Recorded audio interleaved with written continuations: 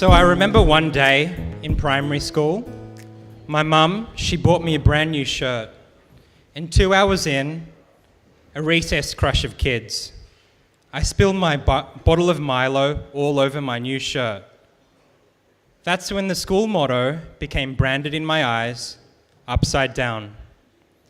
I spent until home time staring down at love and service as I held on to my now ugly pocket, scrubbing the chocolate syrup embroidery with a darkening brown handkerchief.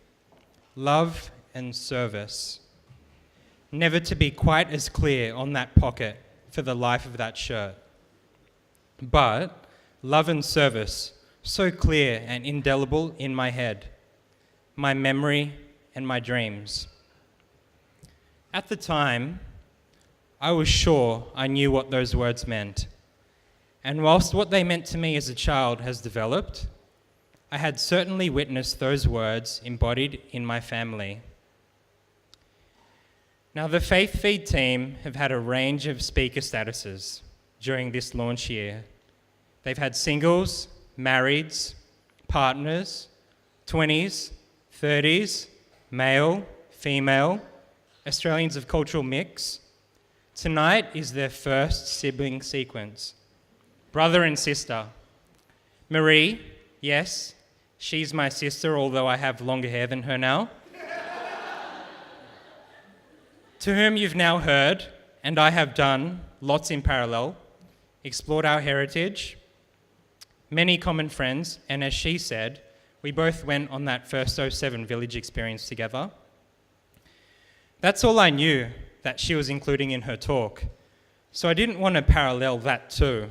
The team said, don't worry, you'll show your differences, so you who are gracing us by listening can rate if that's the truth. The only thing they told us about each other's content is that we were mentioning a volcano, but different ones, and for very different reasons. Marie's was Pinatubo. Mine's coming, but first, back to my mum and dad.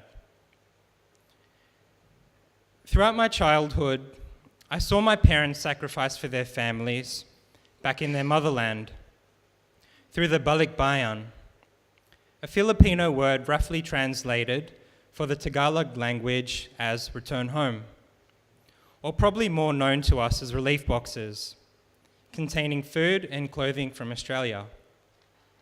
I witnessed my parents open up our home to newly arrived relatives trying to establish a life in Australia and hoping not to lose the core treasures of family and home. My parents gave without limits to assure safety and belonging.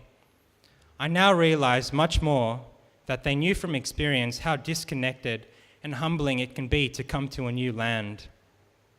I'm more and more in awe of people who are prepared to give up recognition of their hard-won education or skills or the value of their life savings in the hope of possibilities for their children. And I'm more and more respectful of such people who, to launch that hope, not only work to hone the main language as actually their second or third, but as they do, are easily interpreted as incapable. Mum and Dad said yes to entering deeply into such realities, into the stories and needs of those who, like themselves, like human beings everywhere, dreamt a future of hope and possibility. And my sister and I were recipients of that sacrifice, too, as we were given opportunities that had been so foreign to our parents' own stories or access. We and the cousins all lived in Blacktown, Hassel Grove, Glendenning, so even the trips to my Saturday sporting venues across Greater Sydney felt like going overseas, let alone the very privilege of having access to sport and gear and teams and hobbies. Being driven to all these experiences in Dad's carefully maintained but very dated Ford Telstar was a whole new world for him, and not just him, but for me. And no doubt, my mother's sending me off with cuddles and welcoming me home with a Mrs. Fields chocolate chick muffin was part of her nervous surrender to giving these new opportunities to her children. I was so often the recipient for real of that love and service motto on that grubby new school shirt. I progressed through much of childhood and adolescence as a witness to this other-centeredness. Even through high school, every day commenced with an obligatory prayer for generosity. Those practices matter as we come to know as adults. A couple of the one-liners my school culture was enveloped with that seemed to speak and stick were to give and not to count the cost, to labour and not seek reward, and the notion of being a man or woman for others. They're simple words, but they're profound in people's choices and identities. I remember being at uni and studying development economics, and that subject being the adult kickstart to considering tangibly doing something for others, not only witnessing others. I didn't feel like I was an agent for social change at that point in time, but maybe due to the combination of upbringing and that uni subject, I felt a sense of urgency to render that milk-stained motto, love and service, into the here and now, in a tangible way, and not merely from the safety of a desk. And so came the end of third year uni, 2006, having waded through a course I wasn't really into, and Marie suggesting the volunteer community building trip for the materially poor. Some here tonight would know that initiative as Garwood Kalinga, which translates to give care. From the moment I set off the plane in Manila, I was roaring to go. Without any knowledge of how to do any manual labour whatsoever, look at my hands, let alone build a house, I felt as ready as I could ever be. But after 2 weeks, my desire to evolve this love and service ideal from witness to be a work of my own hands was really kind of turned on its own head. It was more like a learning in my own identity, in my own blood. By being immersed in the motherland of my parents, surrounded by the natural beauty of the city of Iriga in Bicol, I recognized that I was standing on the very same land where they once stood, staring at the sky, smelling a familiar breeze. What went on in this land was the same history and memory coursing through my veins, my identity, my heritage, the building blocks of my own unique personality. And having ventured into the unexpected and unknown, I was closer than I had ever been to appreciating who I truly was. With this life intersection also came the shock of discovering wealth and richness amidst poverty. The generosity of the family that I had stayed with made me a learner, a receiver once again, a witness to the love and service foundation that had underpinned my life up to that point in time.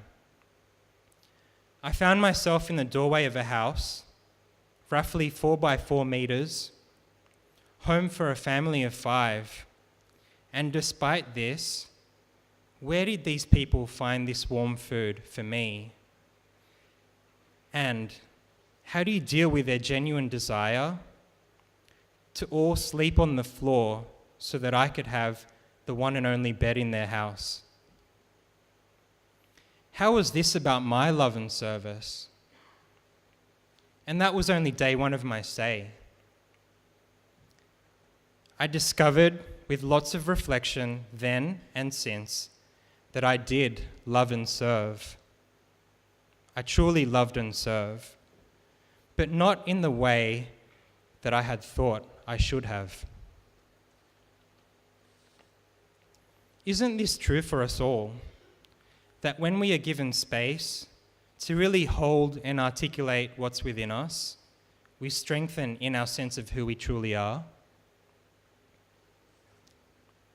It was primarily, and here's the word again, through me being a witness that I loved and served. And not all in the obvious ways of building and sweat. That experience and several such trips since taught me that the strongest witness was the giving of a witness of active listening. In active listening, I came to realize that the people who I'd actually want to help, all they really needed was someone to hear them out. And by hearing them out, I was able to give them the dignity and the respect that they truly deserved. And in that, they felt empowered.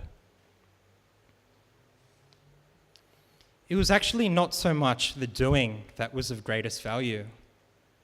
The doing was more like an excuse to be there and was, of course, a happy byproduct.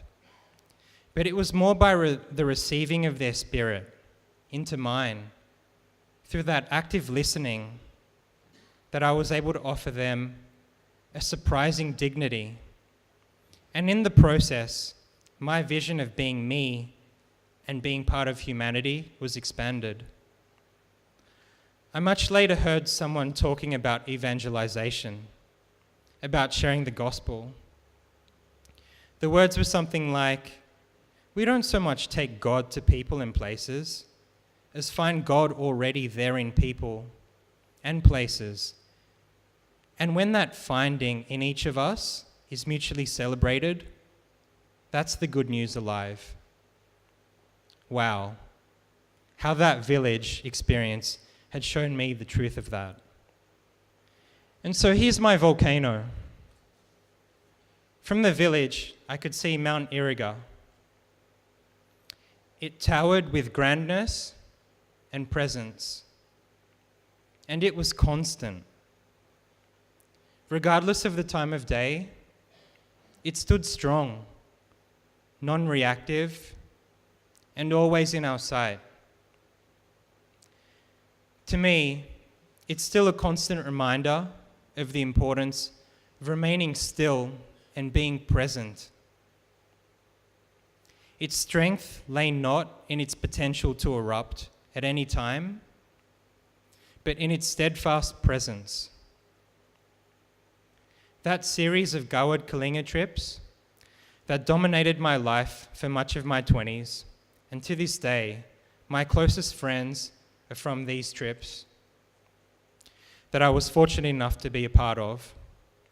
These experiences, they remain a special source of spiritual paradox that, by being other-centered, that's how we come home to ourselves. By being other-centered, that's how we truly come home to ourselves. So where does this all lead to next? I don't know. I can't say for sure. To be honest, I've often struggled with feelings like time has slipped away from my hands. I often feel out of control, out of the control seat. Impatient at things not happening for me when I'd like them to. Like being overlooked for work roles I've aspired to. Or with my music, like starting a song and feeling stuck and not know how to progress or complete it. Social media kills me with flashes of everyone's supposed instantaneous, effortless success and joys. I admit it can be difficult to stay the course and keep the faith. Amidst the turbulence, though, of the daily routine, I try to sit before Mount Iriga, like that grand mountain that greeted me each day in the village. My invitation is to be present, to be still, and to be open to whatever is around me. That's how I taught myself how to play music. And I know that being patient and taking my time is crucial for me and something I've learned amidst the hurried nature of those around me. There's something of an indelible souvenir that I've taken with me from Iriga, the village, and the people that were with me. It's the conviction that it's never too late for anything. In fact, I think you could add, it's never too late to the end of many sentences, and it would make perfect sense. I wish I'd pursue some passions instead of clinging to the straight and narrow. It's never too late. I wish I'd expressed myself more clearly, directly, honestly, and authentically in some relationships. It's never too late. I wonder if anyone else here tonight might have a couple of their own. It's never too late. So let me leave you with a beautiful poem I read recently from a poet named Rupi Kaur. I'll imagine Mount Iriga. You might imagine your own still place as well. She writes, "The universe took its time on you, crafted you precisely, so you could offer the world something distinct from everyone else. So when you doubt how you were created, you doubt an energy that is greater than all of us." Thank you.